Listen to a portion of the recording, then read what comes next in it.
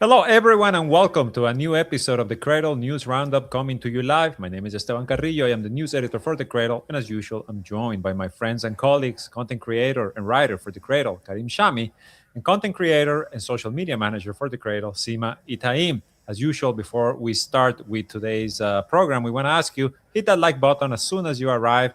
Subscribe to our channel if you haven't. Check out our memberships here on YouTube, where you can become a supporter of this podcast. But above all, check out our Patreon, where you can become a direct supporter of the Cradle, help us continue to do the work that we do here. And this year is a very, very important year for us. We are going to be pushing for everyone who listens to us to become a Patreon member. We really need your support. The Cradle is an independent, journalist driven website, journalist owned website. We do not answer to any country. We do not answer to any investor. We answer to each other and to you, the readers. So please, we really do need your support to continue doing the work that we do here. With that being said, somebody who doesn't really need to be asking for money, yet did anyway, is US President Donald Trump. Yesterday, he announced that he wants the US defense budget, defense budget between quote marks, to be $1.5 trillion starting in the year 2027. That is a 50% increase from the current defense budget, which stands at nearly $1 trillion. And to equate $1.5 trillion to the budgets of other nations, you would need to add the budget of 25 nations, of the next 25 nations after the United States, to reach that number. And again, for comparison's sake, in 2024, the global defense budget was $2.6 trillion. That is the expenditure in defense of all nations in the world. Now, the United States wants around $1.5 trillion. Peacemaker Trump, right? The president of peace, peace through strength, as he likes to say. Right after hijacking Venezuela, the kidnapping, not so much of President Nicolas Maduro, but of the entire Venezuelan state. We now know that the whole strategy of the US with Venezuela is extortion, point a gun at their head and tell them, give us your money. And that is what's happening right now. So before we set off with today's discussions, because honestly, there's so much happening. There's really, we are not at a loss for news today. What do you guys make of this $1.5 trillion? And what is Donald Trump looking toward? Sorry, I want Karim to go, but I just wanted to say that he said that he needs this to build the dream military that he has long been entitled to, and that the U.S. has long been entitled to, and that will, of course, keep them safe and secure. What this means as far as their plans go, I will let Karim speculate on that.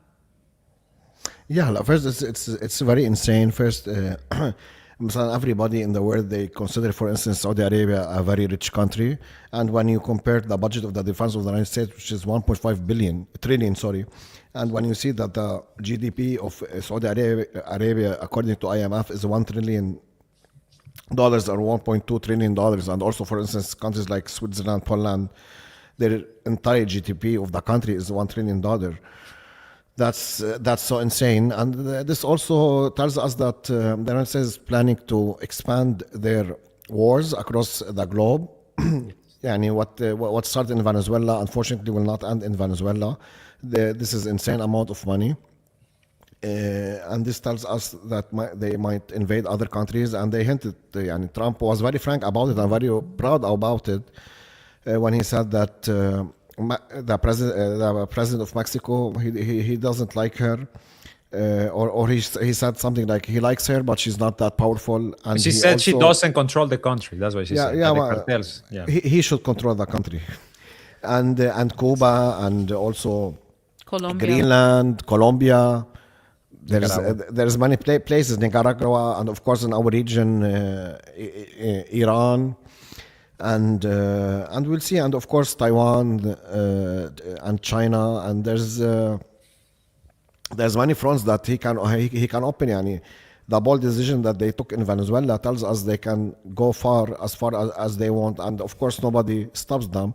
And of course the piracy that they did in the ocean in the past 3 days, the drama that they did by hijacking or seizing 2 tankers and prior to that, they seized various tankers in the Caribbean Sea. So it's too much now. Yani now they don't even do the propaganda that they used to say that they are like the leaders of the free world and they are like sending their troops to defend democracy. They are very frank now. They are saying we want to Venezuela to secure the resources and they want Greenland for the resources and for security reasons. They are playing as if the whole globe is their backyard. Unfortunately, this is very dangerous, of course, for everybody. And unfortunately, nobody is standing against the United States, not even politically, as Esteban was arguing last time. Yani not even a single nation has the ability or have the balls, if we can say, to like call the U.S. ambassador and tell them what you are doing.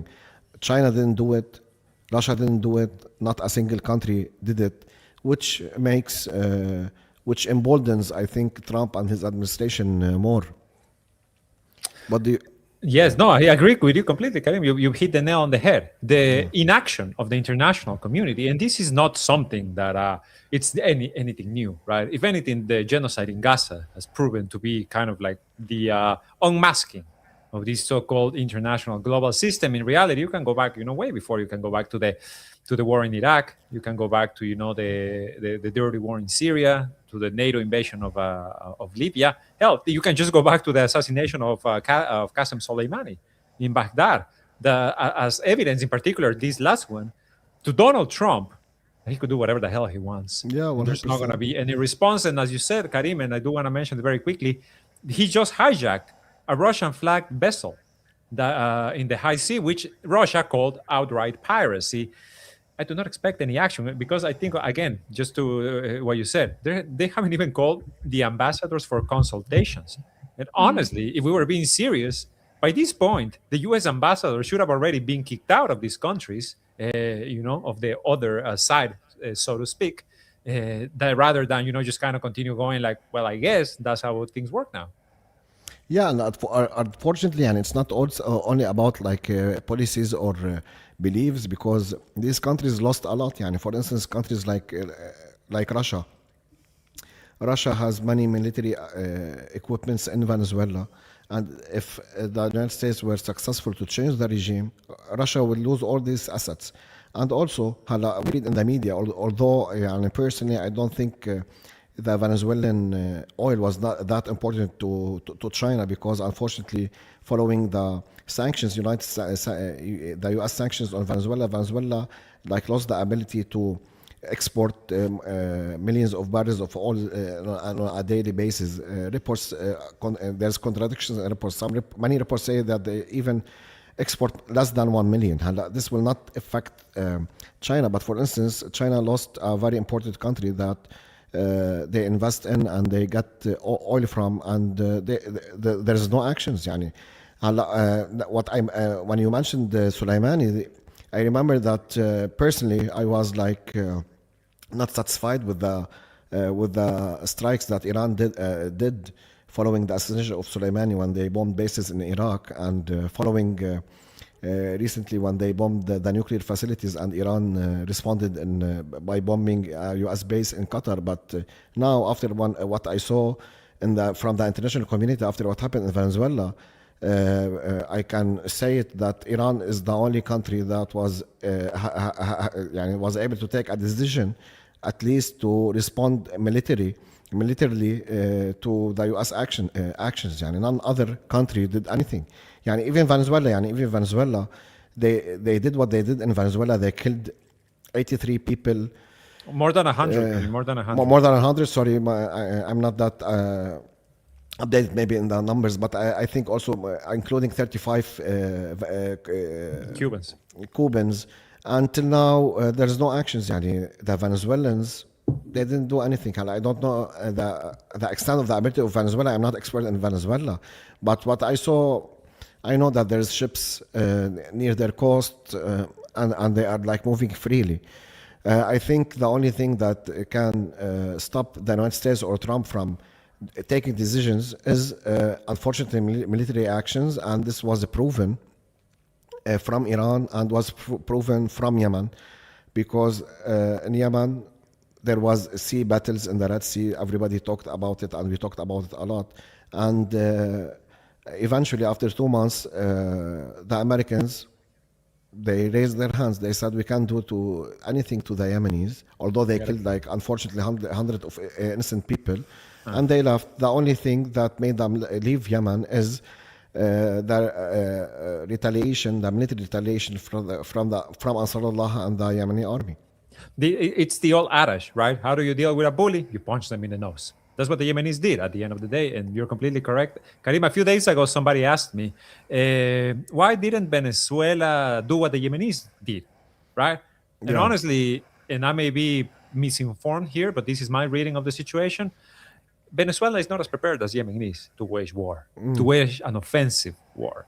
The Yemenis, remember, as you were pointing out, Karim, they made the United States Navy fight their biggest naval battle since World War II. The statements from seamen and the commanders that were at in the Red Sea during those battles were, we needed to be ready in the matter of seconds. People were like just rotating through the day because the Yemenis were just like all of a sudden send a barrage of drones that would arrive in 30 seconds, or a ballistic missile or something or other. I feel like Venezuela, first of all, we don't really know, and it doesn't seem likely that they have the same capabilities, the same ballistic capabilities, the same drone capabilities as Yemen does. And also, the mentality is different. It's a very different mentality when you're talking about South America than when you're talking about West Asia. There's, in South America, we don't really have resistance groups.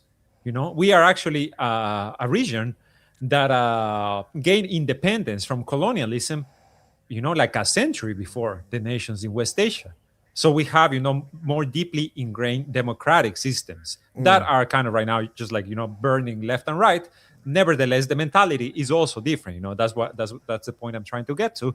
So it would have been, yes. I think we would all had hoped that Venezuela would have taken a more proactive approach, if you will.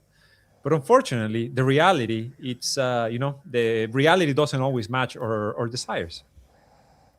Unfortunately, it's not matching at all. At least for the past year. Yeah, I know. I'm not that informed, to be honest, about Latin America and South America. But yeah, I think you described it. Yani, now I understand more, because as we said, yani, Venezuela is being threatened. Not no, after 1 week they did that. It was threatened since Hugo Chavez, and it was openly threatened by Trump 2 months prior to what happened. And you remember, before it happened, I think we had a podcast, and I had a message to South America, and I want to say it again. And if people are hearing us, and what happened in Venezuela will not stay only in Venezuela. Unfortunately, we are here in the region. When the Americans put their foot in such countries, they want to expand, and they will create chaos so they can stay there. Yani, if you're in, for instance, Colombia or Bolivia or wherever you are, and you felt happy, the Americans came and liberated Venezuela, expect your country to be next, unfortunately. It is. I've said it already since it happened. Venezuela is the first step. It is hardly the last step, and it's going to continue. It's obviously the reconfiguration of the global poles to the complete silence, indifference, actually, I would say, to the complete indifference of the so-called international community, which shouldn't shock us. Again, a genocide is still being committed, and everyone's just kind of sitting on their hands. One last thing about Venezuela I just want to bring up very quickly is the fact, the oil, right? Like that's what was supposed to be the whole, what was declared even by U.S. officials to be the aim of this situation. We know, we've seen experts, we've seen analysts already come out and say, well, if you actually want the oil, it's going to take years, and it's going to take like up to $1 trillion in investment. Oil majors are hesitant about going into Venezuela because, of course, there's no actual promise of security. It's just kind of like, these big proclamations that Donald Trump likes to make, not much more than that. Now they're saying that, he said, I'm going to be in control of the oil revenues of Venezuela. And then yesterday he reveals actually that this money is not even going to the U.S. Treasury as he had claimed, right? Like for the benefit of the Venezuelans and the people of the U.S. It's actually going to an offshore account, right? Like this is, I mean, this is Mafia 101. But We're talking about a government of gangsters. They did it before in Iraq, unfortunately. Till now, Iraq, since 2003, every dollar that comes from the oil revenue goes to an offshore, of course, account in New York. And if the Iraqis want to make a project or to pay and use this money, they have to ask the permission of the United States, and the United States should tell them, okay, now you can use your own money, which is crazy. And it's crazy. Wild stuff. Wild That's stuff. how they control everybody. And even in Lebanon is a very small country and we don't have anything. Yani. But also, they had their asset in Lebanon, Riyad Salemi, who was like the most powerful person in Lebanon, and he was the head of the Central Bank of Lebanon. And look what happened in Lebanon. 1,500 Lebanese pound used to make $1. Now 98,000 makes $1. And of course, nobody did anything to Riyadh. He paid $50 million, and nobody knows where he is, no? 89, not 98. I'll take a guess. I'll take a guess that he's in Dubai. 89.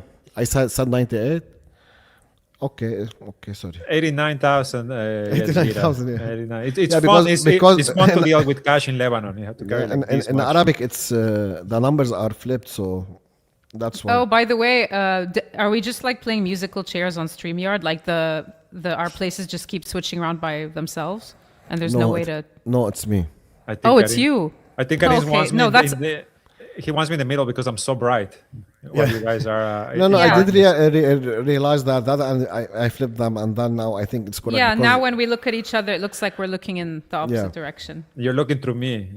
In any case, $1.5 trillion budget. My goodness. And I mean, we're already seeing the the outcome, right, of such militaristic governments that the United States have had for such a long time in West Asia, where I mean, war is looming. It's unfortunate. You know, I saw somebody in the chat when we started, like everybody's looking sad at the cradle or something like that.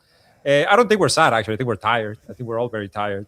And at the same time, you have to consider that war looms and the threats are there. And Israel seems to have gotten a green light to essentially reignite the war on Lebanon. You have the Israeli, I don't know which official said this honestly, but they said that the disarmament hasn't worked, that they have failed. Lebanon has failed. Yeah, it was Disarmament has Israel's failed. public broadcaster. Okay, so and we've seen so many reports saying the same thing in the last 4 days, if that means anything. So there's that. Seems- There's obviously, what Thomas Barak has been saying for so long now at this point. There's oh my God, there's the Lebanese foreign minister who seems really to be an agent of the enemy. I mean, the way sure. he speaks, what he says, I do not understand how a government that supposedly wants peace has not kicked him to the curb. Honestly, this man is doing way more damage than he's doing anything right. Nevertheless, he's saying, the Lebanese army is ready to take on Hezbollah. Yeah, I mean, Yeah. no. And he says it while Israel continues to escalate its attacks. They've killed at least 5 people in just a matter of days. And of course, they're using Hamas and Hezbollah infrastructure as pretext. And they're carrying out extrajudicial targeted killings. And the army has announced that it has completed the first phase of restricting weapons to the state in South Lebanon. And Israel and Netanyahu's office has responded to that by saying, oh, we're not satisfied. This isn't enough. We appreciate your effort, but this isn't enough. You haven't actually disarmed Hezbollah. And so Youssef Raji, the Lebanese foreign minister, is saying this while this is happening, just to give the context that the Lebanese army is fully capable of taking on Hezbollah militarily if it needs to, whatever that means. Very, very, like you said, it's agent language. And this was in an interview with the ultra-Zionist Washington Institute for Near East Policy, and he claimed that basically this reflects the will of the people, and it just so happens to align with demands from Israel and the U.S. So yeah, I don't know what else to say. This man is truly disgusts me every time I hear him. the Hezbollah parliament member Hassan Fadlallah called him a a militiaman in response, like accusing of maintaining this militia mindset, and warning him again that if you try to confront the resistance internally, those attempts will fail. But it's just unbelievable. And this is a guy who, remember, like rejected the invitation to Tehran, refuses to have ties with his Iranian counterpart. I think the Iranian foreign minister arrived in Lebanon today, and of course, Raji isn't going to meet with him. I mean, he's not allowed to. Probably by his handlers, indeed. I mean, these are agents. These are agents. They act as such, and I think it's very clear. And unfortunately, really, Lebanon standing on the precipice of disaster. We know now. I mean, I guess the world knows now. I think many people have already known, especially in West Asia, that Israel doesn't have any limits. They do not have any concerns.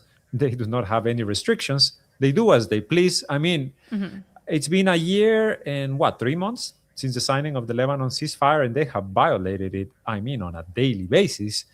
And you have officials, to continue, blaming the resistance for everything as it's, the Zionist narrative. Meanwhile, I don't know, Karim, do you have anything to say about Lebanon before we move on to Syria? Well, no, everything I said and people told me that I am negative is happening now in Lebanon.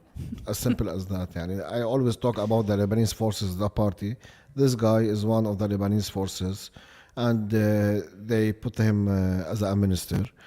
And this is the mistake of Hezbollah. They shouldn't accept the government with such people. They failed horribly in the internal politics of Lebanon.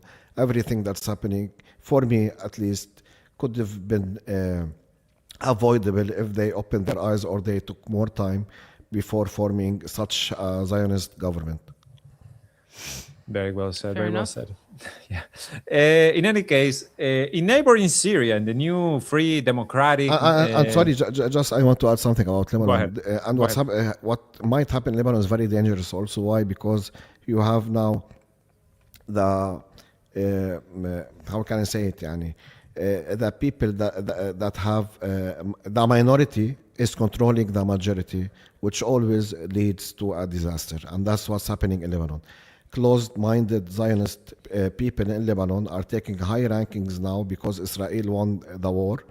And this is maybe a nature of winning the war. And now they represent somehow the minority in Lebanon. And they want to control and to eliminate the majority. And this tells us we're getting close to very bad times. I think we're already there. Unfortunately, the reality, it's just going to continue to worsen. In neighboring Syria, as I was saying, the new free democratic, the diversity loving Syria, as they like to say it, when Al Qaeda came to power, there's been very heavy clashes between the Syrian army, the new Syrian army, and the Kurdish forces in the city of Aleppo. Very like I said, a lot of violence, very harsh videos coming out of the fighting, in particular the neighborhoods of Ashrafiyeh, and you guys will have to remind me of the other neighborhood that is being shelled at the moment. Sheikh Maqsoud. So the neighborhoods of Ashrafiyeh and Sheikh Maqsoud are coming under fire from Syrian forces. They have been declared legitimate military targets. Let's just very briefly remember that the Kurds in the northeast of Syria have been pressured since the Julani came to power to make good with the former Al-Qaeda commander, ISIS commander, and to join the ranks essentially of the Syrian army. The Kurds, looking at what happened in the coastal regions, in Tartus, in Latakia, what happened with the Druze, the bombing of the Shiite mosques or the attacks on Christians, etc., etc. All of the lovely goodness that Julani brought to Syria. They are very hesitant, right? They have been very, very hesitant to acquiesce with these demands. And now you have very heavy clashes. What have you guys heard? More than that, what do you think about what's happening between the Kurds and the new Syrian army? Okay, so like you said, the army has launched this massive assault on these Kurdish neighborhoods, predominantly Kurdish neighborhoods. And remember that Kurds, a lot of them are Sunni Muslims, but there are also Alawite Kurds and so on and so forth. Now, this is basically the people they are fighting as far as we know, it's not the SDF itself, but the Asayish, which is the internal security forces, the Kurdish internal security forces. I'll explain in a minute, but I just want to say there's a lot of blaming each other, like trading blame on who is displacing all these civilians, who is shelling the civilian facilities in neighborhoods, and who is killing the civilians. At least a dozen people have been killed, but I'm sure that it is more than that. There are also combatants who are killed. Thousands have been displaced. So the Syrian army keeps referring to these forces as Sima, to SDF. cut you off. There's a very strong echo whenever Sima speaks. I don't know if it's maybe Karim's mic. Probably. Must be. Let me know I when still, I can. I still hear. Maybe just come a bit closer to the mic, and that will help. And that will be. Yeah, so I'm saying in the media, Syrian state media says that they are targeting SDF positions, but really, like I said, it's only the internal security forces who are there, because according to the agreement that the Syrian government itself supposedly agreed to previously, the SDF fighters were sent outside of Aleppo and Tuj Jazeera and these other areas. And it's really just the internal security forces there. And although they are strong fighters, the side with the heavier weapons is definitely the Syrian army side right now. And they are using tanks, they are using heavy artillery. So basically, there was the March agreement, there was an April agreement. The SDF fighters had actually withdrawn from these neighborhoods. And despite this, they're using this very heavy weaponry. Now, I'm not going to lie when I say that both sides lie in their media, okay? But we know, and we can see from the footage, that a lot of the shelling does come from the side of the government, and the government will deny this, and the state media will claim that all they're doing is helping civilians, and but there's something more behind that. Anyway, so these negotiations between the Damascus government and the SDF are pretty much stalled, and it's over the integration into the Syrian army. Because they initially agreed to merge forces, but talks have broken down over many key issues, which one of them is being, in case you guys forgot, the SDF's insistence on remaining under Kurdish command. So it's like militarily they stay intact, even if they've merged with Damascus. And Turkey and the Syrian government will have none of it, okay? Because they want to enter the army as a bloc rather than like dissolving into individual conscription. So they want to kind of preserve this decentralized system, and Turkey, of course, and Julani will have none of that. Turkey wants to dismantle the SDF, and Turkey wants to eliminate the Kurdish presence from Aleppo. They don't want it intact if it merges with the Syrian army, as I said. And also, there's a lot of things that happened prior to the latest round of clashes. For example, after April, there were joint checkpoints that were established between the Syrian government general security forces and the Kurds. And just recently, the general security started withdrawing from these checkpoints on purpose, because that automatically makes them enemy checkpoints. And this way, they have the excuse to attack them. Now, the way I see it, although it's very complicated and someone on the side of Julani might see it through a different bias, but they have still this their own local civil administration in these areas. And Turkey and the Syrian government want to crush this model, because if this model remains or succeeds, then the Kurds will demand to keep this model across all of Syria. So that's a very important aspect to keep in mind. When talking about this current assault, yeah. No, it's very important. It's very important to highlight that. There's obviously, the larger interest here. Karim, what are your thoughts? Yes. My thoughts is that what's happening in Syria is expected. Yani, if you hand such people the government, if there were no Druze or no Alawites or no Kurdish people in Syria, they would fight each other, because these people are bloodthirsty, as simple as that. I never saw people bloodthirsty as these guys. They started with Druze, which was very obvious that if anything happened to the Druze, that Israel will enter and it will take that as a pretext. And they did it without thinking, and they killed many people in the south, and they entered all these. We saw many videos, of course, of what they did in hospitals and other places. They did the same in Alawites, to the Alawites in Sahel, and we have an article that I will link it. They just killed for fun, and the Kurds now they are fighting with them. هلا what's happening now in Aleppo, it's not يعني how can I say it? I don't think this will continue because this is dangerous for the Turks also, which now, and according to Mr. Donald Trump, they are the ones controlling Syria, and they are the ones who brought Al-Julani or Al-Sharia to power. And Aleppo is a very important city in Syria. It was, يعني for us, for Arabs, it was the number one industrial city in the whole Arab world. And it has the foundation infrastructure for manufacturing various things. That's why it's very important. And that's why when the civil war or the imposed war on Syria or whatever you name it happened, the first thing that these people did is to loot everything from Aleppo and take it back to Ankara or to Turkey. Why I'm saying this? Because Aleppo now is between Turkey and the stronghold of Al-Jurani or current Syria. So I think they will try to finish it, and if the Syrian security forces didn't finish the job, I think Turkey will enter with their air power because everything is in chaos in the world and nobody cares anymore.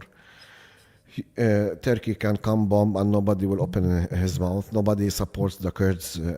Unfortunately, nobody supports the Kurds or their reason except the Israelis currently, and of course the Kurds of Iraq, because they already established their own region and their own country, and of course there's alliance between the two. So that's what I see it. I don't think it's like Alawites or like what happened in the south with the Rose.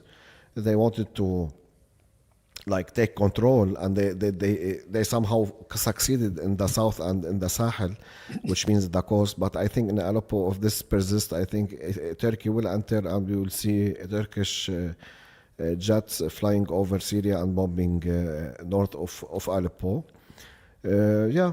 So Syria. I think Karim, yes. Karim, I think it was you actually who said it a few days ago that you compare the size of the SDF to the size of the Syrian army, right? Or I don't know, maybe I'm confusing things. So like, but they are cut off. Okay. No, it's there's difference because the SDF, the stronghold of SDF is it's named Al Jazeera, which is in east part of Syria, with the borders with Iraq. The Kurds in Aleppo, they are in north of the city. And it's very easy for the Syrian security forces to cut off the routes and everything. Yani, these people, if the clashes persist, even if they have weapons and now they are, for instance, winning, on the long term they can't continue like this. It's different. Here the geography is king. You know what I mean? Completely. Muata Garay makes an interesting question. Who is supplying the Syrian army with weapons and ammo? Yeah, it's Turkey. It's Turkey, and there's a lot of ammo left over from the Assad era's SAA. Still, they took it all. They took it I all. mean, what Israel didn't destroy, they took. And Exactly. there's a lot of missiles, like Grad missiles and these things. Turkey, and it's Turkey, of course. First, I mean, we're not like making assumptions. There's videos and news reports, and when they are handing them weapons and armored vehicles, it's known. It's a known thing, and they are not trying to hide it. That's what I mean. So I think actually your prediction is very interesting, Karim, in particular given the global context. Yeah, it's very likely we'll soon see the entrance of Turkish warplanes. I think they will enter because look, honestly, they're facing fierce resistance by the Kurds. Going up against the Kurds is not like going up against defenseless Alawites. They it's are well not trained. the same thing. Exactly, it's really not the same thing. I mean. So, or they will go for another deal and see what they need to work out in talks again. I don't know. But I don't know how long these clashes will last. I don't think they can last too long.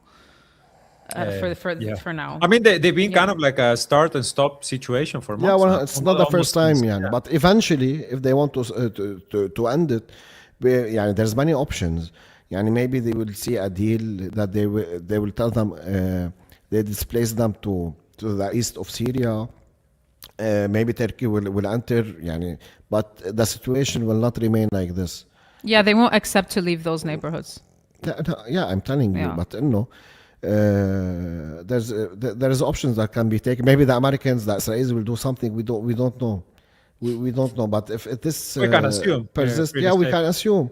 But yeah, that's it, because we know there's strong relations between the Kurds in Iraq and the Israelis, and the Kurds of West and SDF. The democratic forces. How you know that they are backed by the United States? Their name is Democratic Forces. They have strong relations with the Americans. Exactly. The only purveyor of democracy in the world. All of these clashes and the situation in Syria is coming under the context of the announcement of a joint fusion mechanism to share intelligence and pursue de-escalation between Damascus and Tel Aviv following talks in Paris mediated by the US. This was announced a couple of days ago. In their statement, the two sides reaffirmed their commitment to strive towards achieving lasting security and stability arrangements for both countries, to establish a joint fusion mechanism, a dedicated communication cell to facilitate immediate and ongoing coordination on intelligence sharing, military de-escalation, diplomatic engagement, and commercial opportunities under the supervision of the US. Even Lebanon hasn't done that yet. I mean, even Lebanon just hasn't before done we that. started, we were actually debating, should we call this normalization? Should we not call it normalization? I mean, that is the path in any case, right? And Yep. I think also the other thing we can safely assume is that this joint fusion mechanism, it's going to serve the interests and purposes of the Israeli Of occupation. Israel.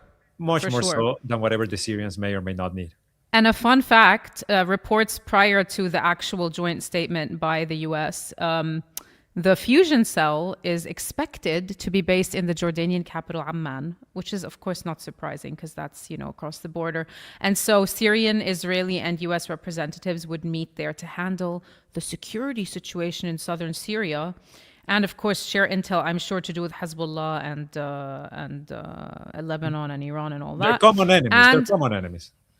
both sides would allegedly freeze military activity at current positions while details are worked out in the framework. And so they're claiming there's going to be de-escalation other than intelligence sharing, de-escalation, diplomatic engagement, and commercial ties. But the talks have been going on for a while, so there was probably a process leading to this, and it's spearheaded by the Americans. No, I mean, it sounds like de-escalation on paper, but Israel never commits. Israel never commits. So did the Lebanon ceasefire, Sima. Yes, exactly. So Netanyahu loves these agreements where there's committees and mechanisms, and because he doesn't have to commit to this. It's the Syrian government who's desperate for deals with Israel. Israel's not. So Israel doesn't have to commit to this. I felt like this announcement by the State Department and by the US it's optics. It's really more about optics. Israel hasn't really shown willingness to withdraw. From the newly occupied areas. And this is being pushed by the Syrian government and America. And Israel's just like, okay, we'll say we're a part of this. But do you really think that Israel will commit? No, Israel will not commit. They will commit crimes. They will commit genocide. They will commit land theft. Not so much commit to a ceasefire. They have already proven this. I mean, come on, people. Usually, democratic countries, they commit to everything. The values of the Western values, it's part of the Western values. The Western values, those Western values, they really are, to be held. I really want a paper titled Western Values. I want to read what are the Western values. I only hear it. I want a definition. They usually come in the form of a bomb, Karim. They usually come in the form of a bomb. I will open the paper and it will explode in my face. Like it happened with the terror attack, right? The Beeper terror attack. We make light of it, but it's really horrible what we're talking about. Yeah, I know. There's another thing to do with audiences and perception where now there's no going back. Like before, all the Julani fans were trying to rationalize the communication with Israel and this and that as something else, or look, he's being smart, he's playing chess. But now they set up a mechanism to share intelligence. There is absolutely no way you can rationalize this. Like, Well, it's done. they will tell you are lying, yani. I mean, but I Until mean, the he government shakes announced hand, it. yeah, until he shakes hand with Netanyahu, I honestly you are feel like lying. this year, we're gonna see that. I have no doubt. Yeah, yeah. There's to a quote or a colleague or friend who is probably watching right now, Sharmin Narwani. There's a lot of kinetic movement. There's a lot of kinetic movement. You cannot deny that, and it's that kineticism that also keeps this war machine going. A dying empire standing on its legs still and actually expanding its influence in this situation in Syria with the fusion sharing mechanism, whatever the hell they want to call it, it's obviously orchestrated by the U.S. to serve Israeli interests. Definitely. I don't want us to prolong too much. I actually kind of want us to go back a bit but let me just mention one thing that I want to mention. This is like we haven't talked about Iraq a lot lately because there's really not many explosive news coming out of Iraq. Unfortunately, I use that as a bit of a pun, but there are the threats, right? So Iraq is also being it's on site. They have elections this year. We have seen already, some old faces resurface. So expect to hear more about Iraq in the coming months, as obviously the pressure begins to build on that country too to disarm its own militias. And before we move on, yet another friendly reminder: make sure to check out our Patreon, where you can become a supporter of the Cradle. As I said at the beginning of this podcast, we need your support. We are going to plead for your support in every single episode of this podcast across our social media. Every time you see us, you're going to hear our analysis, you're going to hear the latest news, and you're going to hear about our Patreon. So please go ahead and check it out. Support Yeah. I independent mean, journalism. if to any extent, like, the Cradle has been a place where you come to get a fresh perspective or find new ways to make sense of the world, then you're already a part of it and you're a part of why it exists. We really need your help to secure our future, because we truly are, as Esteban said at the beginning of this episode, independent media, which means that our future is not set in stone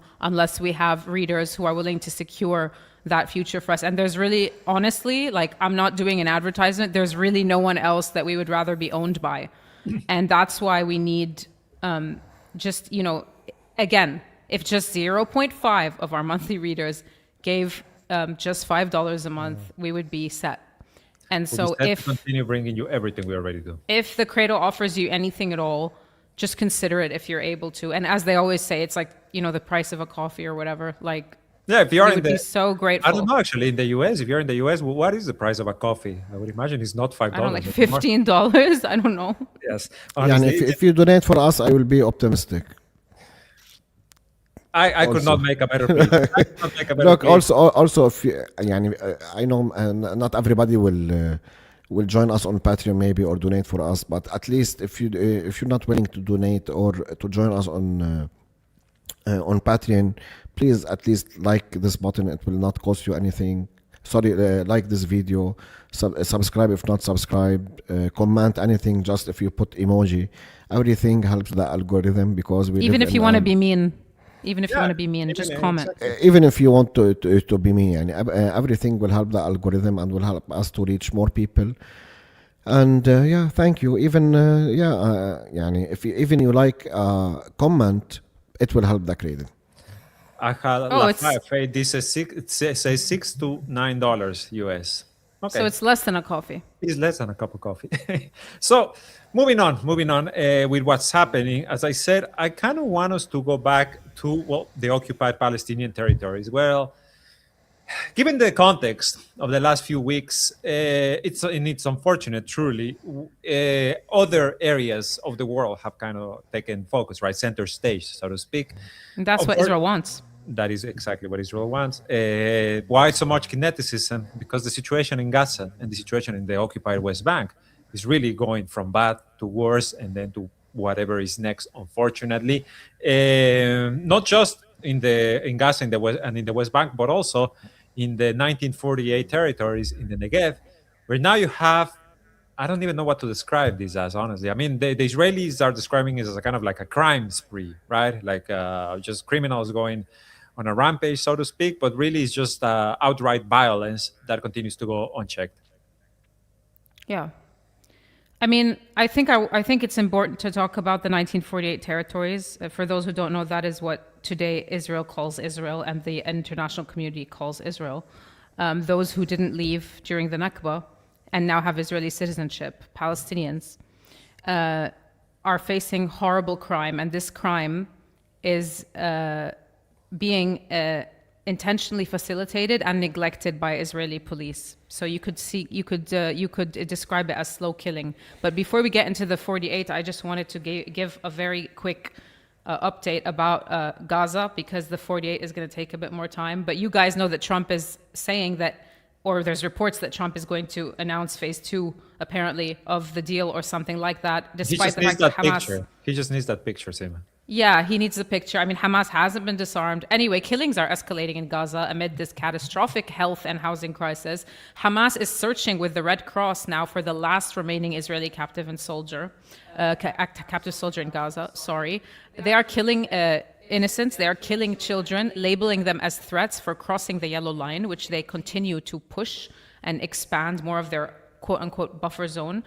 In the West Bank, settlement plans are expanding, raids are escalating on an hourly basis, and they are planning, the Israeli occupation is planning to occupy additional refugee camps and ethnically cleanse additional refugee camps after having done so to Jenin camp and Nur Shams camp near Tulkarem in the occupied West Bank.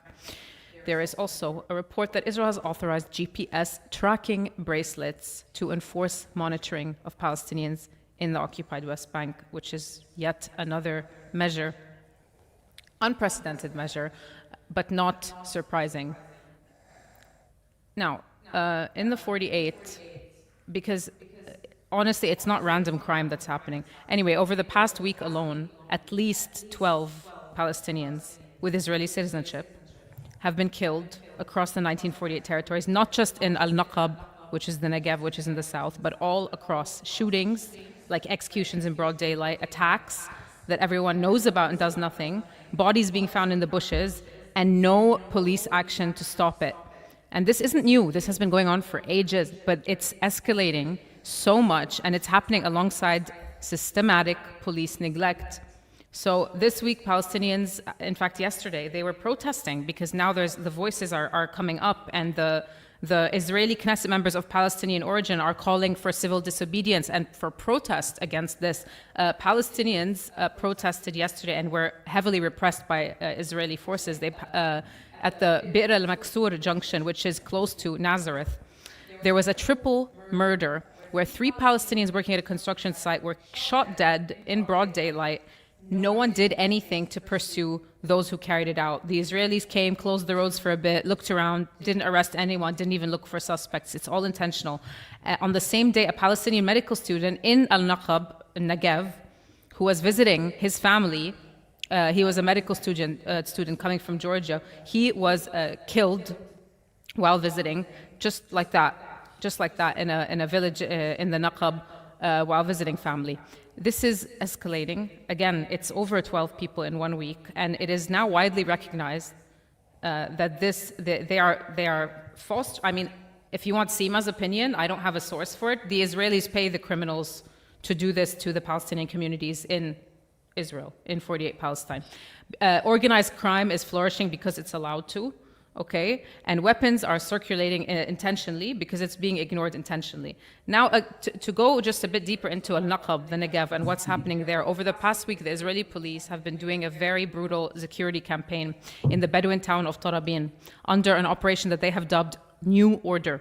Okay, hundreds of police officers, special forces, border police, traffic units, they're detaining dozens, they're issuing demolition warnings, and the demolitions in Naqab have been going on for a long time. They're confiscating vehicles, setting up roadblocks. 3 days before this campaign intensified, they killed a 36-year-old man, Muhammad Hussein, in cold blood. And the excuse was he was a suspect of many suspects involved in attacks on Jewish communities and torching of properties and I don't know what. Instead of accountability after this man was killed, Ben Gvir the famous national security minister of Israel, praised this killing.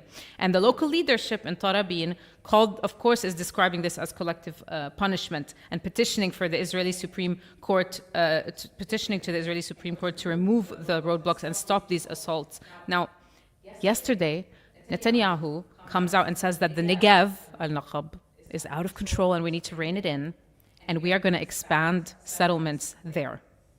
Okay, this is in the 48. They want, and why? For security. Now, something that everyone needs to remember when he says this is that Negev is very strategic. It's where Israel wants to expand settlements, but why? They want to ethnically cleanse all the towns there. Bedouin, not Bedouin. Why? This is where major corridors are planned. There's a high-speed rail line that's connecting Mediterranean to the Red Sea that they want. It's a massive energy structure being built. If you have heard of the Nitzana gas pipeline, which will carry gas from the Leviathan field to Egypt, it passes through the Negev. And this pipeline alone is part of a $35 billion framework involving Chevron and Israeli state infrastructure companies. So, of course, Israel wants to ethnically cleanse for the sake of ethnically cleansing because that's the Israeli project. But more importantly, in the Naqab, they want to expand settlement and ethnically cleanse so that they can proceed with these projects. Okay, so when you hear about this lawlessness in the 48 and in the Negev, this is because this is all being instrumentalized, and then they use the chaos as the justification to further ethnically cleanse and demolish homes and kill people and attack. Okay, so this is why Netanyahu wants to expand settlements in the Negev, and this is why many Palestinians are describing what's happening. A journalist I know in the 48 described it to me yesterday as a slow genocide. Okay, and you have some Palestinian political leadership, Israeli Palestinians, as they call them, who are raising their voices against this. Now, there's another thing I just want to say quickly, which is that Israel deliberately erases Palestinian identity. This is a side note, in the 1948 territories. This is why you will always see Israelis saying the Arab communities, the Arabs, the Arab politicians, the Arab towns, as if, so they do this dichotomy between Arabs and Jews, as if an Arab can't be Jewish, like an Iraqi Jew is an Arab. But no, they have the Arabs versus the Jews. Why? Because they don't want to use the word Palestinian. That's why you see all the time Arab, Arab, Arab. Very important. Like how they call Palestinians in Gaza Gazans and never Palestinians. It's the same concept. It's not Erase the intentional. identity. Erase the identity. 100%. This is so when you hear about Arab crime inside Israel, what's really being discussed is Palestinians being killed through state neglect and strategic violence and deliberate erasure. And of course, the land is being usurped, taken over, so that they can completely strip it of its identity and proceed with these plans that they have all across the land. So it's a policy.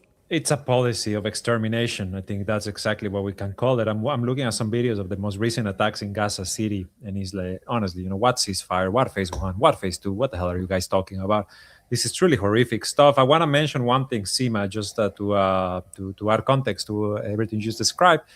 There was a report this week, or maybe it was last week, that said that in the occupied West Bank throughout 2025, there were nearly 24,000 settler and Israeli army attacks against Palestinians. Just now, I was checking the front page of the Times of Israel, and their latest news item says, settler assault, 3 Palestinians torch cars in latest West Bank attack. What is happening in the occupied West Bank is what has happened in Gaza, maybe at a slower pace. They announced also they're moving forward with the E1 settlement plan, which would essentially, as the Israelis themselves describe it, bury even the concept of a Palestinian state. So, everything we saw last year with the Norway and whoever else, like we recognize a Palestinian state, well, the paper is always going to be there, right? Filed in some cabinet, the reality for the people on the ground, the Palestinians, the real natives of this land, is that they are facing extermination while everyone sits and watches. And who's going to stop this war machine at the end of the day? There was something else I wanted to mention, but remember the E1 settlement project isolates East Jerusalem and splits the West Bank further into. So, like you said, it's just to make sure to destroy the idea of any future contiguous Palestinian state. Okay, let me give you guys just a little update on the situation in Venezuela. The U.S. Senate has approved just a few minutes ago a war powers resolution voting 52 to 47, designed to prevent Trump from launching further military action against Venezuela without explicit congressional approval. We'll just have to wait and see. We just have to wait and see. I don't think this is really gonna change much the acts. You know, like I said at the beginning of this podcast, at this moment, Venezuela really is a country that is being held at gunpoint, just like Lebanon. Just like Lebanon is held at gunpoint, just like well, the Palestinians in their occupied land are being held at gunpoint, and well, the rest of West Asia. It really is, you know, kind of telling that everyone who seems to be an enemy, everyone who seems to be needed to be removed, stands on the side of Palestine, right? Just like Venezuelan President Nicolas Maduro, just like everyone we have seen, you know, from Hussein, from Saddam Hussein to Bashar al-Assad, now in his, you know, fancy balcony in Moscow, they all at one point or another stood against the Zionist project, and now, well, unfortunately, look at where they are now. So who's left? Yemen, Iran, Cuba, North Korea? Nicaragua, Petro in Colombia. Remember that Petro is Just Petro, yeah. Not his country, but just him. Petro, yeah. No, I mean, you know, no. Let's not throw the entire And, Colombia. Oh, I mean under the leadership. bus. I don't mean the people. I mean like the leadership. Like Yeah. just him, not the whole leadership. Nah, yeah. So yeah, you know, it's like there's a short list, which is truly unfortunate, a sign of the times. And as the video, as this video said, the title of this video says, and it's actually something maybe we should just mention, since we titled it. Is Donald Trump marking the end of NATO? You know, this is what the Danish authorities have kind of signaled. And if he moves forward with his attempts to take over Greenland, the Danish prime minister said a few days ago, if this happens, then that means it's the end of NATO, because essentially it would be a U.S. aggression against a NATO country, right? So I think Donald Trump, even by asking for his $1.5 trillion defense budget, is signaling that the era of NATO is over. Now is the era of U.S. supremacy. And then, you know, we'll see what happens next. I'm really convinced that Donald Trump doesn't really have a day after plan. He didn't have a day after plan for the tariffs. He didn't have a day after plan for the Gaza genocide. He didn't have a day after plan for Giuliani. He didn't have, you know, like for the Epstein files. even for Venezuela, I don't think they have a He plan. does not. He does not. Yeah, have a plan. and he took the president, but Venezuela is still anti-US, for instance. So what did you do? What did you do? You just made something that nobody has ever done before. For nothing, and it's Imperial insane if you think. spectacle. Yeah, think about it, yani, you know. Yes. Yani, for instance, if for instance the United States came and took took me, or took any politician, so this will not change the policy of the country, and this also contradicts what they are doing and the propaganda that they are doing, that he's a dictator and nobody can open his mouth in Venezuela. If this was true, everybody would be happy, and the government won't last 24 hours. But this is not the case. If this was true, then why was Maria Corina Machado allowed to rally in the street of Yeah, Caracas? yeah, Or why 100%. was- Yani, nobody. Yani, as I said, I don't know, of course, Spanish, and I'm not that good in Venezuela. But the things that I read from both sides tells me, you know, what happened is very weird. And I just want to thank our viewers that are supporting us through Super Chat, and I will. Add a link on the description. It will be the first link. If somebody want to like donate only for once, you can also, because I saw a comment from Jolly Lollipop. We can add a link that will go directly to the cradle. Yes, The yes. donation By will the go directly to the cradle. Yes, Sima. No, I wanted to say something quickly about Iran, because there's so much, but we're not going to go into it today. Hey, but let us. We can mention. We can mention. Yeah. Yeah, but because he asked about NATO, and I And, diverted it. Yeah. So let me comment on NATO, and we will talk about Iran, of course. Hala. Yeah. I think Trump يعني when he became the 45th president, يعني, the first term he told us, or he acted as if he doesn't care about NATO unless they pay him money or they increase their the percentage of their budget which they are doing for now. NATO. Yeah, they are doing, but I think in his. But this is the problem also. Usually, when we used to talk politics, and when somebody came to analyze what's happening, or when we analyze, usually when we talk about the United States, we talk about the body of the United States, the history of the United States, the policy of the United States. But unfortunately, what's happening now, we are talking about the thoughts of Trump, because I don't think United States ditching NATO is the policy of the United States, is the policy of Donald Trump that will end in 3 years. There is no such president that came and treated NATO as such, as if, if you don't exist, we don't care. You have to pay. You can protect yourself. He left them with Russia. Biden, Sleepy Joe didn't do that, although the deep state controlled Joe 100%. So that's it. I don't know. And the Europeans, they know it. They know any other person that comes after Trump will not treat them as Trump is treating them.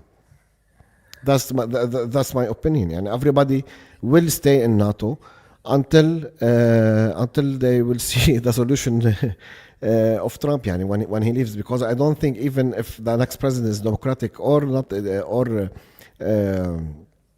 the other side, the Democratic, and what's the other side, man? The Republicans. And Republican, they will not have the same policy of Trump. I think Trump is a unique case for the United States. I think Donald Trump is a reflection of the United States. I think leaders are, at the end of the day, a reflection of their populace, and it really speaks to the U.S. empire and what they stand for. I mean, they did elect the man twice. So, he has turned back against his campaign promises, one after the other, just like a row of dominoes. But, his support is dropping, but it's not, like as low as you would imagine. Especially, he has strong support. Look at what happened yesterday in Minneapolis, the killing of this woman. Yeah. Imagine this happened in Iran. Yeah. Exactly. Let me just say one thing here, and it might be harsh. A white woman, a white American woman, gets shot in the face by a nice Asian. Something that had been normalized had it been an African American, had it been a Latino, had it been, any person of color. It's just kind of, just another day. But yesterday, the assassination, the killing, the murder of a white American woman, a mother of three, a poet, in cold blood. And what did the U.S. government do right after this happened? They called her a terrorist. She's a terrorist. And not only that, and here's where the parallels really become scary, especially for anyone who lives in the U.S. and might be watching. They not only shot her in the face and called her a terrorist, they blocked an ambulance from reaching her.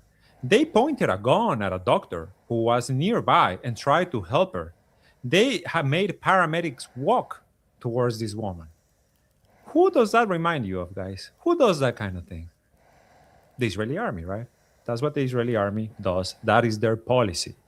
In Venezuela, the United States, as you said, Karim, they bombed Caracas. They killed around over 100 people. Among the targets that they bombed was a medical warehouse with supplements for dialysis patients. That was one of the targets that the U.S. terrorists bombed in Venezuela. Who else bombs medical facilities? Yeah, of course. The Israelis. So it's, we are really watching the genocide in Gaza going international. As we have said before here multiple times, what's happening in Gaza is not going to stay in Gaza, is a product for export. And I know that sounds harsh and cold and horrible, but it's the truth. And we're watching it happen right before our eyes. This, the woman who was killed yesterday, truly a martyr. The people who were killed in Venezuela, truly martyrs. Just like the Palestinians who are killed trying to defend their own land, just like the Lebanese, just like the Iranians, just like anyone else who tries to resist this white supremacist project that is spreading across the land, the Zionist project in reality, supremacy in a different way, if you will.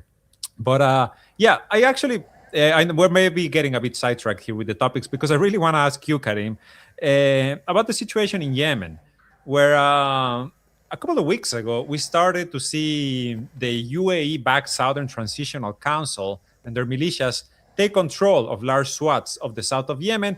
Then last week we heard that they were looking to declare the independence of the state of the Arabian South.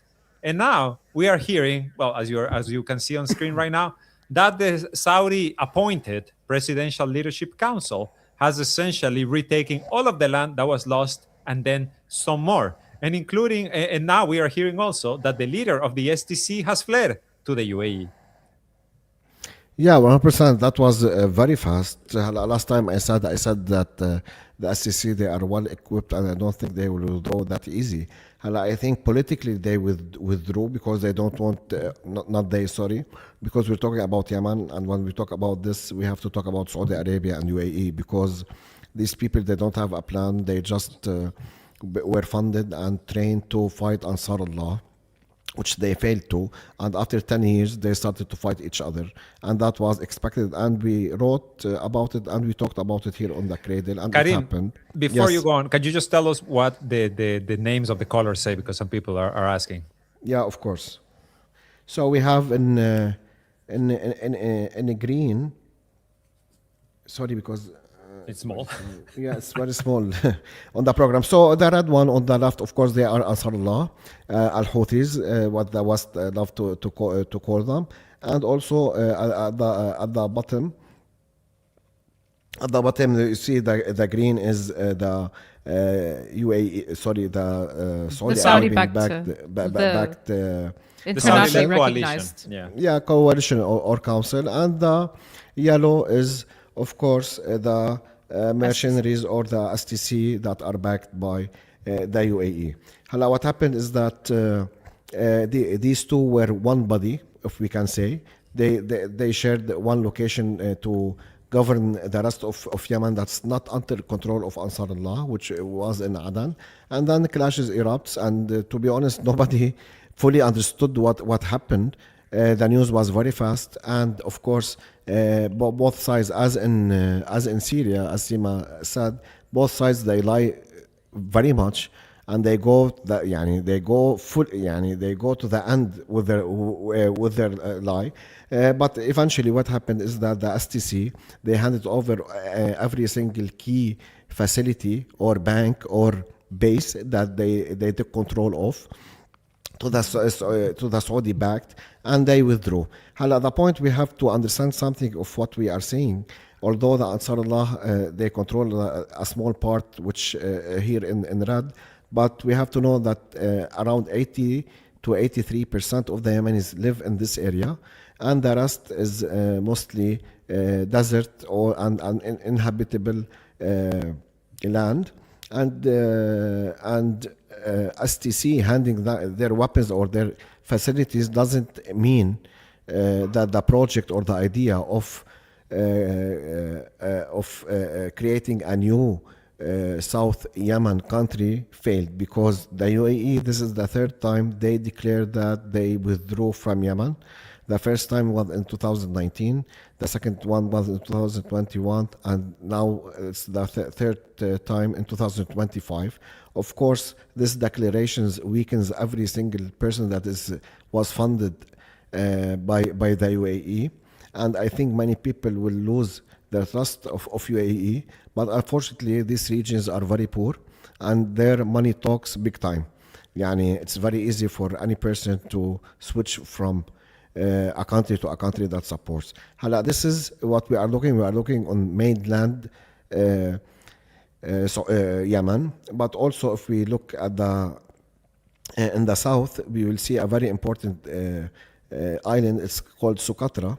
This is still very much influenced by the UAE, and there were also protests there that they want UAE, because UAE, as I said it before, they promised them passports and you will become a UAE citizen if you let us build bases there. And they also promised them to make their own zip codes and area codes and everything.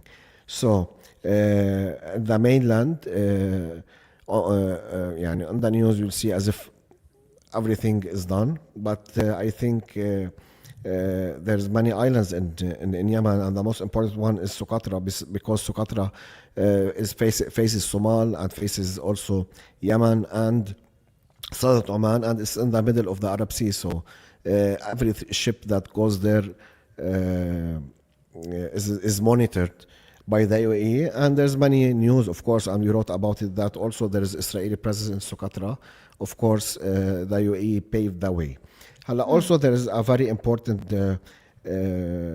islands that are in the Bab el Mandab that are also controlled by UAE, and there's no people there. There's only UAE personnel and a base that they use to monitor and bomb other countries, of course.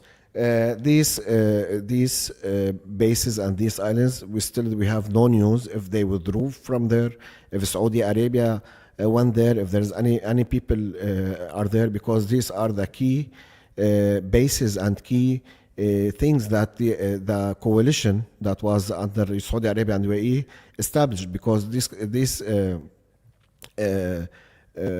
islands, they have very important positions, and the Israelis were very very happy that UAE took them, and they have relations there. We have Perim Island, but it's very small.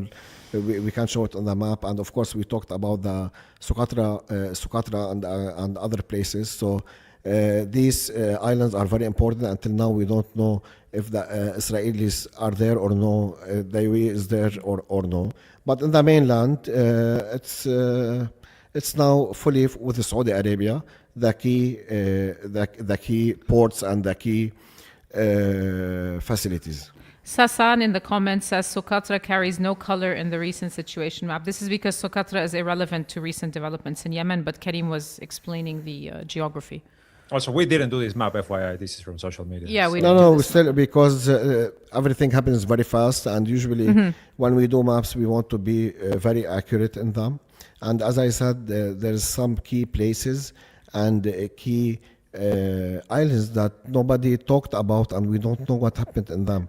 Also, for instance, just I just want to explain this. For instance, if Saudi Arabia took all the land, for instance, or the people that are backed by Saudi Arabia, but UAE took the islands, for me, UAE didn't lose. You know what I mean? Because these islands are very important. They have bases there, they have airports there, they have monitoring facilities, they have joint bases, as Ansarullah said. This what I'm saying is based on Ansarullah, that they have joint bases with the Israelis in this island.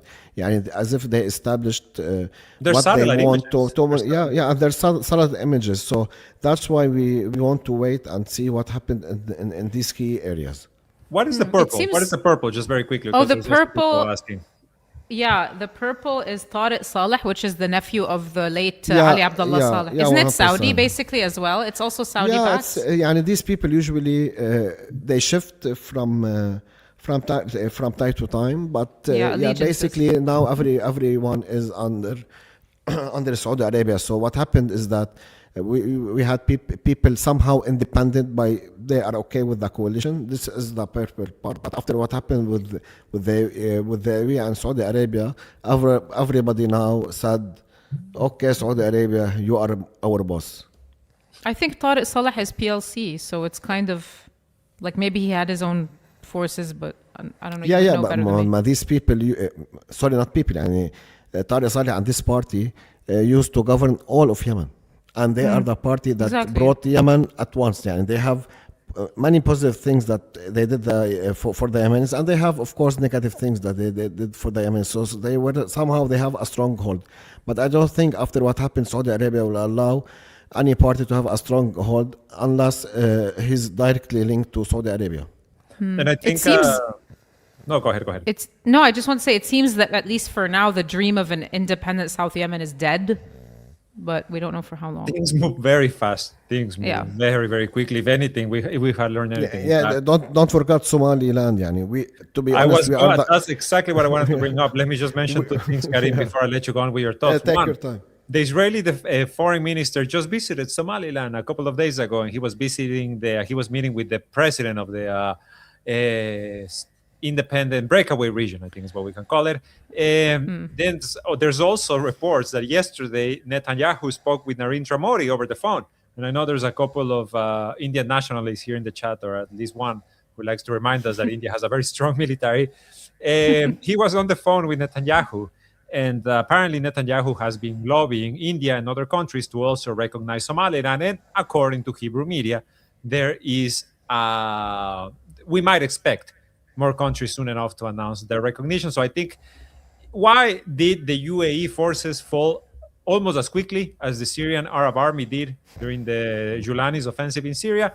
I think it might be exactly because of what Karim said. First of all, the islands, they already control them, so they already have a very strong foothold for Bab el Mandab Strait and to counter Ansar Allah, and also Somaliland, which is obviously, a very important piece in the chessboard. I just wanted to add that piece of context. Yeah. Do you have any thoughts, Sima? To On be honest, this, no. I don't care what happens unless Ansarullah are safe. That's what I No, wanted I to mean, add. for me, the way some media is analyzing this is like that they are like uniting the camp against Ansar Allah, but I don't think that Saudi wants to Mama, we attack don't know. Ansar Allah now. Sima, Exactly, it's all speculation. every time something major happens and there is no news, you will see many assumptions, and everybody wants to write about sure. it, although they don't have information. This is also something that Yeah, I we know. don't do in the cradle. That's we're different in that. Yani, if there's a big news and we don't have contacts or we don't have facts, we prefer to wait than to cover it. That's No, why I'm you bringing should it up support because us. someone in the I'm bringing it up because someone in the comments was saying it looks like they're encircling Ansar Allah. But I mean, there's nothing here. The Yemeni government. I'm saying there's people like publications claiming that the Yemeni government is trying to unify the anti-Houthi camp, which has been fragmented all this time. But the point is, whoever takes control, now it's Saudi, right? But will the government be willing or able to move against Ansar Allah in the north? We don't know the answer now to whether they will choose to venture in that direction or not. So again, like Karim said, we're not gonna speculate too much about that. I don't have anything to say about Yemen, just Iran. Oh my God, I had something that I wanted to add to you, to what you were saying about. I completely lost my train of thought. Nevertheless, well, as we said a few minutes ago too, when we were discussing Lebanon, the Iranian foreign minister is in Beirut. I haven't seen any big news coming out of it. Just the usual, items about cooperation, etc., etc. What's interesting is that just a couple of days ago, and I don't think we got to discuss this in last episode. No, actually, what we did, and I will to our faithful viewers, you will remember that I actually asked Sharmin and Karim if you thought that Iran might actually change their policy of regarding preemptive strikes, and Sharmin was very unequivocal in saying no. But then, like a day later, the They watch us. the Iranian, you guys will have to remember the body of the Iranian government that made this statement. They said that now Defense Council, I think. the Defense Council, indeed, they said that they are essentially, considering now that they will consider preemptive action as a legitimate form of defense. I think the head of the military said also the same, and True. forgive us, guys, if we do not remember the actual titles and the names. There's just so many things happening at once. But this has recently come out of Iran.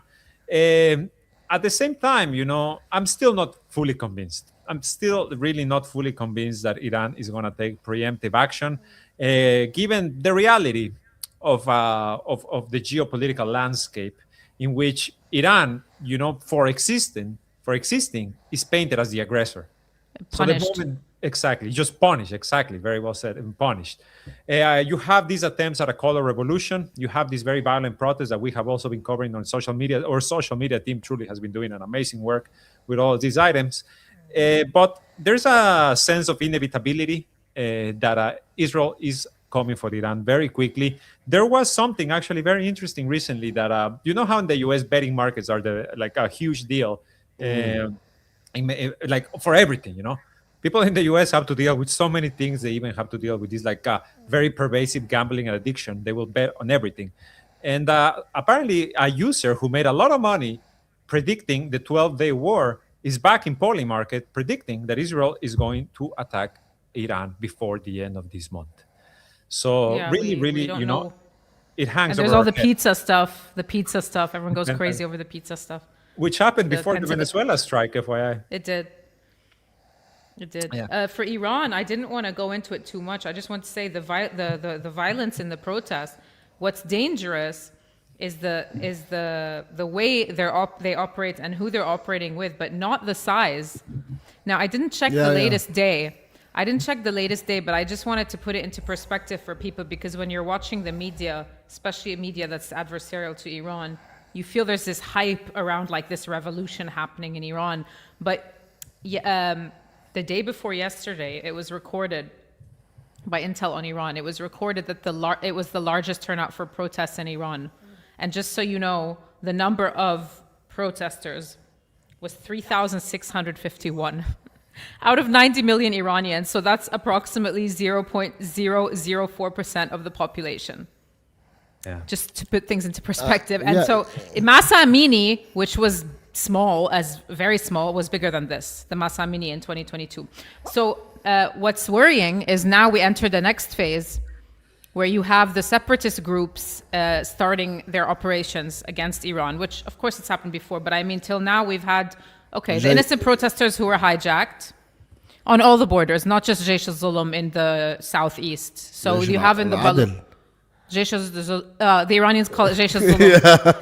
Jaish al-Adl or That's Jaish funny. al-Zulum is a Sunni Salafist separatist group in the Sistan Baluchistan, isn't it southeast, the border over there, with the border with Pakistan? But you also have the separatists on the border with Iraq, which now Tasnim agency just reported that they have started their operations in the field against Iran. So anyway, when you see in social media the way the videos are filmed, like it's all these people, wow, look at this uprising, forget about it. But I'm not belittling what's happening. I'm just saying it's literally 0% of the population at this point. But they will activate. It's violent. They will. are violent. It's violent. They killed 2 police officers yesterday. They killed a colonel today. Every day there's police and army being killed and assassinated. And now you will start to see more of the separatist groups doing their operations against the Iranian authorities. And the separatist groups are operating in they are entities. It's not like the rioters who are recruited by Mossad or by someone in Germany and they're just like kids going out and burning stuff, or no. The separatist groups is like the next level of opposition, if you want to call it. Very dangerous. And also with ties to Mossad and CIA, the Jaish al-Adl. Not just the ones on the border with Azerbaijan and Iraq. So we need to wait and see what happens. Like Esteban is saying, there will be an attack on Iran eventually. It feels imminent. We don't know when. What's worrying is activating these separatist groups, while the US and Israel bombs Iran. I'm not saying Iran can't withstand that, but no, it has to be all out. It has to be all out war. I don't think they can do what they did prior to the 12-day war, the first day, because what they did was insane. And they operated like they manufactured the drones and they operated them inside Iran. I don't think they can do it again currently. No. The Israelis? Yeah, that's. I don't think they can do it, and also I don't think they plan to do it. It would be pretty foolish. And these people, they are murderers, they're bloodthirsty, they are demonic, but they're not fools. They really are not fools. Yeah. And, they know actually how to act together. I feel that's an unfortunate Honestly, thing. Iran cracked down on these domestic Mossad factories pretty well. Yeah, they should, يعني. هلا for me many people are saying, oh, the regime will fall, or I don't think so. I live in a country that holds 6 million people, and 1 million people of the 6 million went to the streets for 1, 2, 3 months and nothing happened. So don't worry. Yeah, and this is like less than 5,000 people. It's a population of 90 million, and everyone's like, the uprising. No, imagine, the problem, Sima, is that the West, they mastered this craft, the narrative and the propaganda. Imagine what happened in Israel like 2-3 months ago, and people can go to our Telegram channel and check them. There were hundreds of thousands of people in Tel Aviv chanting against Netanyahu, and and wanting the government to And he's gonna to finish his term. Netanyahu is yeah, gonna yeah. finish his term. So imagine the West taking the protests that happened in Israel and framing them as if Netanyahu is in danger and the government is in danger. You know what I mean? They are doing Yeah. the same in Iran, but 3,000 people, and the media is so huge. So crazy. I don't think anything will happen, and they are trying Because this. everyone's like, oh, like what if they, like they abduct Sayyid Ali Khamenei? Like they're Lindsey seeing that the Graham, same Lindsey thing is Graham going to floated happen to assassinating Iran. him. Lindsey Graham floated assassinating him on TV. We can just assassinate Khamenei. So, هلا هو please يعني I want to know who elect Lindsey Graham. يعني it's so weird والله العظيم يعني. Did you see his hat, the Make Iran Great Again? oh my No, goodness, I really cannot with these also. people anymore. Honestly, I cannot with these people يعني anymore. عن جد who elects him يعني because he's so يعني And to end, خلاص. I think we should end things Too on a bit of much. of a lighter note. We've had a long episode. There was a very interesting news item and a very funny social media post that our fantastic team at the Cradle worked on about, you might remember her, a special envoy to Lebanon, Morgan Ortagus, who, when she met the president of Lebanon, was wearing a Star of David on her finger. And then, during the funeral procession of late Secretary General of Hezbollah, Hassan Nasrallah, she suggested that Israel should have just bombed the funeral. Well, it appears that this woman has recently been put on administrative leave for taking gifts and possibly even having an affair with a Lebanese banker. So, Do you want to pull up the post, Karim? Yeah, that's what I'm doing. I mean, look, it's all speculation because isn't the source like the source is there are a bunch of Lebanese sources talking about this, and then there was Laura Loomer and this thing called Creative Destruction Media. But journalists in Lebanon have been talking about this long before the story broke. So there was this like Tiffany and Co receipt that was leaked, and this guy Anton Sahnawi, he's a banker. He's I think SGBL Bank in Lebanon. And he's also the guy who's like funding like this Israeli American opera house initiative. He's like a Zionist Lebanese guy. like Raji, who- like the foreign minister.